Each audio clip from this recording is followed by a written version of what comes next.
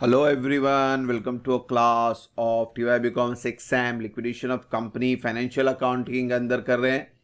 आज करेंगे lecture number 2 introduction. आई button में चेक करें और डिस्क्रिप्शन में भी लिंक है। हमारे previous topic under writing of debentures और शेयर्स हुए हैं हमारा, फिर लिमिटेड लाइबिलिटी और पार्टनरशिप भी किए हमने, और कॉस्ट अकाउंटिंग तो हमने पूरा चारों टॉपिक कंप्लीट किया है। स्टैंडर्ड है, प्रोसेस है, कॉन्ट्रैक्ट है। तो चलते हैं सिंपल लेक्चर नंबर 2 स्टार्ट करते हैं बच्चों। आज हम करेंगे question number 1। Balance sheet of not so well company limited as on 31 December 2017 was as follows. Balance sheet दी गई है हमारे पास और हमारे पास है एडजस्टमेंट।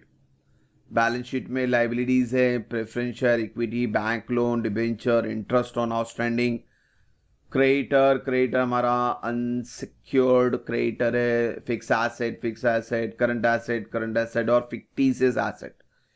इंट्रोडक्शन वीडियो में बताया था फिक्टिशियस एसेट और इंटेंजिबल एसेट यानी गुडविल, इनको कंसिडर नहीं करना। सॉल्यूशन में लिक्विडेटेड फाइनल स्टेटमेंट है हमारा, रसीद, पेमेंट, पैसा, एसेट बेचेंगे सब डेबिट लिखेंगे।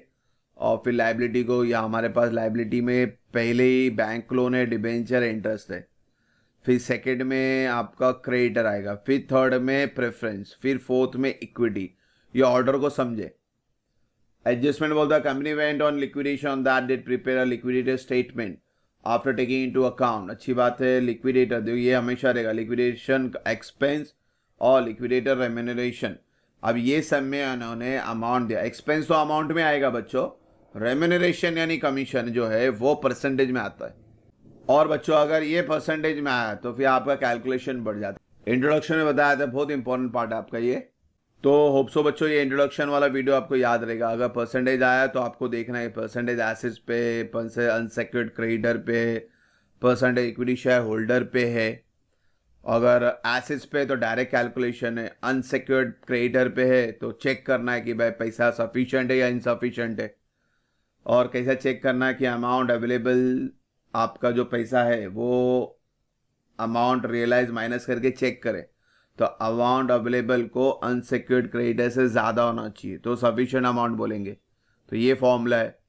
और अगर अमाउंट अवेलेबल आपका अनसिक्योर्ड क्रेडिटर से कम हुआ तो ये वाला फॉर्मूला है।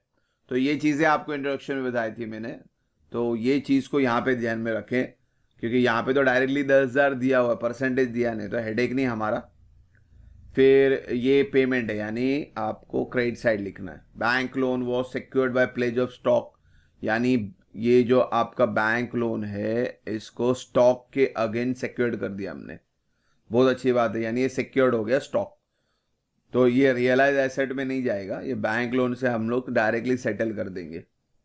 फिर debenture inter then are secured by the floating charge of all assets. बहुत अच्छी बात है, बोला नहीं बोलो, एसेट्स के ऊपर जो भी है वो चार्ज कर देंगे हम, यानी पेमेंट कर देंगे सिंपल वे में। Fix asset were realise at a book value. Fix asset मेरे पास 2 है। बुक वैल्यू यानी एज इट इज बेचेंगे हम लोग 2,25,000, ये हमारा एसेट रियलाइज हो गया ये वाला। फिर क्या बोला है उन्होंने, current assets at 80% of the book value. Current asset 2 है मेरे पास, स्टॉक है, डेटर है। मगर स्टॉक तो प्लेज कर दिया हमने बैंक लोन के अगेंस्ट में, अच्छी बात है।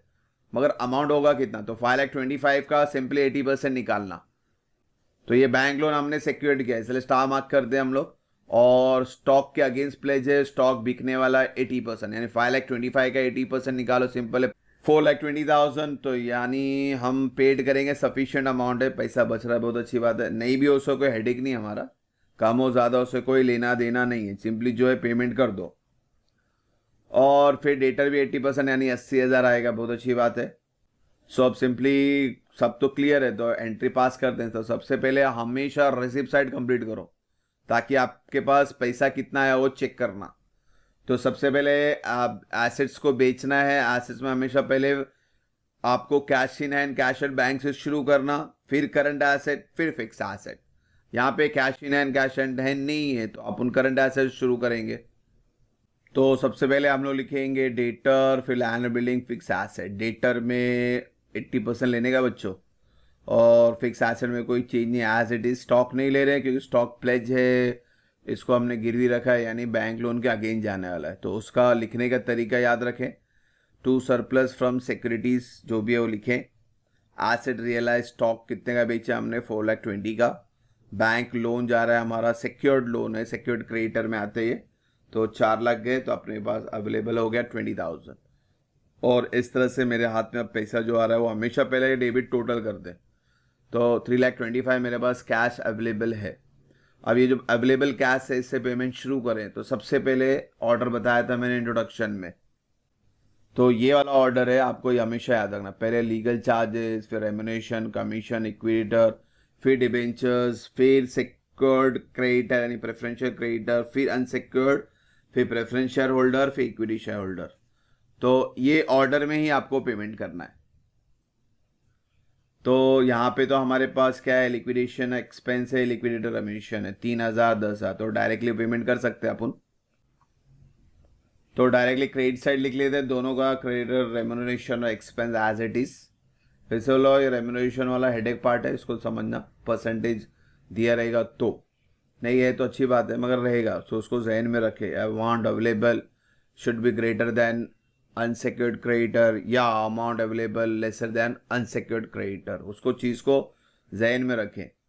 फिर हमारा जो ऑर्डर आता है लिक्विडेटर के बाद आता है डिबेंचर्स, और डिबेंचर्स है हमारे पास, डिबेंचर भी है, इंटरेस्ट ऑन डिबेंचर भी, ये भी एज इट इज लिखना है।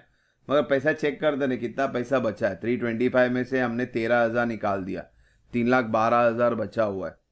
और यहाँ पे 1,08,000 ये भी बेस दे सकते हैं, इसको पेमेंट कर देते हम लोग। फिर डिबेंचर्स के बाद आता है हमारा preference share creditor. Preferential creditor में एक्चुअली है बैंक लोन है, तो ये तो प्लेज तो निकल गया, यानी प्रेफरेंशियल क्रेडिटर भी नहीं आएगा डायरेक्टली। फिर क्या आता है हमारा अनसिक्योर्ड क्रेडिटर 2 लाख का। पहले पैसे चेक करते हैं, यहाँ पे देखो ये चीज़ बताई थी मैंने आपको, अवेलेबल अमाउंट अनसिक्योर्ड क्रेडिटर से कम है या ज़्यादा। यहाँ कोई नीड नहीं है इसका, मगर एक चीज़ बता रहा हूँ, हर समय चेक करना आपको। तो 3,12,000 में से 1,08,000 भी निकल गया, यानी अब देखो अवेलेबल अमाउंट कितना है, 2,04,000 है, और अनसिक्योर्ड क्रेडिटर है हमारा 2 लाख, यानी अवेलेबल अमाउंट ज़्यादा है, इसको बोलते हैं सफिशिएंट अमाउंट। 4,000 सफिशिएंट है, तो फॉर्मूला 2/100 जैसा बताया था मैंने, परसेंटेज रहेगा 2%, 3%, 4%, 5% जैसा भी रहेगा। तो वो डिवाइड बाय 100 करना है या डिवाइड बाय 102 करना है, तो वो चीज़ को समझने के लिए ये फंडा याद रखना। तो ये रफ में ना सब बनाने रहने का कि आपका पेमेंट कितना, अवेलेबल बैलेंस कितना है, और ऑर्डर में पेमेंट करेंगे तो अपना फंडा क्लियर रहेगा कि भाई यहाँ पे आके अपनी गाड़ी रुक गई, देखो अवेलेबल 2,04,000 है और पेमेंट करना है 2 लाख, यानी ज़्यादा हो गया। तो सिंपल वाला फॉर्मूला लगेगा 2/100 वाला। अगर सपोज ये 2,04,000 के जगह पे 1,90,000 होता, यानी इनसफिशिएंट होता, तो अगर यहाँ 2% लिखा होता तो क्या करते हम लोग, जो पैसा है 1,90,000 है तो 1,90,000 का 2/102 करते। तो ये चीज़ें इस टॉपिक के अंदर इंपॉर्टेंट है, और बाकी तो सब सिंपल रहेगा। आपको पैसा आ रहा डेबिट में, लाइबिलिटी पेड कर दो क्रेडिट में। मगर ये जो हेडेक है ना, इसको समझना है बच्चों, इसको 2-3 बार प्रैक्टिस करनी पड़ेगी। यानी आओ फिलहाल तो अवेलेबल बैलेंस अपने पास है 2 लाख, 2,04,000, 2 लाख अपन डायरेक्टली पेमेंट कर सकते हैं। ये फंडे को याद रखने का, हमेशा वापस से बोल रहा हूँ मैं, ये चीज़ें चेक करते रहे हमेशा, अमाउंट अवेलेबल ज़्यादा है या कम है। यानी आप पेमेंट कर देते हैं अनसिक्योर्ड क्रेडिटर को। सेकेंड लास्ट पेमेंट आता है प्रेफरेंस शेयर, लास्ट होता है इक्विटी। प्रेफरेंस शेयर को देंगे, इक्विटी देंगे, क्योंकि अभी हमारे पास पैसा कितना बचा है, 2 लाख हटाने के बाद कितना पैसा बचेगा बच्चों, 4,000 बच रहा है। तो अभी 4,000 किसको देने का, प्रेफरेंस इक्विटी, प्रेफरेंस शेयर को। लास्ट में आएगा इक्विटी, ये मेन ओनर है तो इसको तो लास्ट में देना है, तो प्रेफरेंस शेयर को दे देते हैं 4,000। रिटर्न टू कंट्रीब्यूटर, हमारा कंट्रीब्यूटर्स में प्रेफरेंस शेयर है 4,000, उसको दे देंगे। तो बोलेंगे सर 76 बाकी, जाने दो, कंपनी बंद हो गई, अभी क्या कर सकते, कुछ नहीं कर सकते, कंपनी बंद हो गई तो। इक्विटी शेयर तो भूल जाओ, ये तो कहीं नज़र ही नहीं आएगा। तो जितना पैसा है वही पेमेंट कर सकता है। 3,25,000 आया तो 3,25,000 पेमेंट कर दिए। ऑर्डर ऑफ पेमेंट को समझे, ऑर्डर ऑफ पेमेंट में भी ये इंपॉर्टेंट पार्ट है अनसिक्योर्ड क्रेडिटर। और कब इंपॉर्टेंट होगा, जब ये परसेंटेज आएगा तब। हाँ, अभी ये सब में परसेंटेज था ही नहीं, लिक्विडेटर रेम्युनरेशन या कमीशन, परसेंटेज है ही नहीं, तो हेडेक ही नहीं है। अगर परसेंटेज आया तो फिर ये फंडा सब आएगा। तो इसको जहन में रखें बच्चों, ऑर्डर याद रखें कि लाइबिलिटी को किस तरह पेमेंट करना। और ये पैसा चेक करते रहने का कितना बच रहा है। ये गया 13,000 गया तो 3,12 बचा, फिर 1,08,000 गया तो 2,04,000 बचा, और 2 फिर गया तो 4,000 बचा। और इसको नंबर याद रहेगा आपका रेम्यूनरेशन, पहले लीगल चार्जेस आता है, इसको याद रखें। नहीं दिया है तो छोड़ देंगे हम लोग, लीगल चार्जेस नहीं है तो रेम्यूनरेशन स्टार्ट किए। फिर डिबेंचर, डिबेंचर के 3 पार्ट है, डिबेंचर, इंटरेस्ट ऑन डिबेंचर और एक्रूड इंटरेस्ट। फिर प्रेफरेंशियल क्रेडिटर आता है। प्रेफरेंशियल क्रेडिटर यानी सिक्योर्ड रहेगा, यहाँ पे जैसे बैंक लोन सिक्योर्ड बोला होगा तो वो प्रेफरेंशियल क्रेडिटर होगा या सिक्योर्ड क्रेडिटर हो गया। उसके बाद अनसिक्योर्ड क्रेडिटर, फिर ओनर, 2 ओनर है, प्रेफरेंस और इक्विटी, उसमें भी प्रेफरेंस पहले आएगा, इक्विटी बाद में आएगा। ऑर्डर को समझना बच्चों। तो होप सो आपको क्वेश्चन नंबर 1 क्लियर होगा। इंशाल्लाह क्वेश्चन नंबर 2 जल्दी मिलेंगे। Thank you for watching the video. God bless you.